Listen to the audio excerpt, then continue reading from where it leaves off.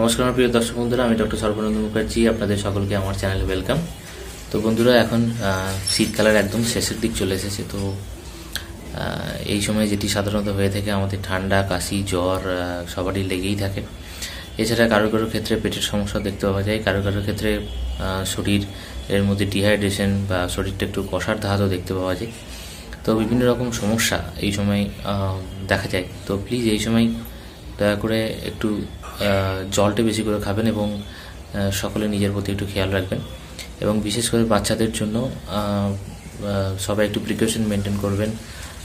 শীতটা কমে গেছে বলে বা শীতটা শেষের দিক বলে ওদেরকে কোনো রকমভাবে জামা কাপড় পোশাক যেন কোনো রকমভাবে না করা হয়, এগুলো একটু খেয়াল রাখতে হবে। এবং যারা শহরাঞ্চলে বাস করেন, হয়তো কখনো কখনো অতিরিক্ত কলকারখানার চাপ বা গাড়ি ঘোড়ার চাপের জন্য গরমও হয়ে গেছে, তো ফ্যানও হয়তো চালাতে বাধ্য হচ্ছে।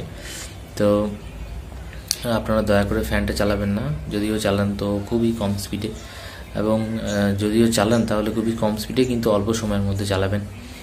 আর এই সময় যেহেতু সর্দি কাশি সমস্যা লেগেই থাকে, তো সকলে হেলদি খাবার খাবেন, ফল টলগুলো খাবেন এবং ঠিকঠাকভাবে লাইফ লিড করবেন। কিছু কিছু হোমিওপ্যাথি ওষুধ যেরকম এই সময় বাচ্চাদের জন্য ভীষণ এফেক্টিভ রেজাল্ট দিয়ে থাকে, যেরকম অ্যাকোনাইট 6, ব্রাইনিয়া 6, আর্সেনিক অ্যালবা 6, পালসেটিলা, তো অ্যান্টিমটার্ট, এই সমস্ত মেডিসিনগুলি বিভিন্ন এই সিজনের রাস্টক্স 30 বা রাস্টক্স 6, তো এই সমস্ত মেডিসিনগুলি ভীষণ এফেক্টিভ রেজাল্ট দিয়ে থাকে এই সিজনের জন্য।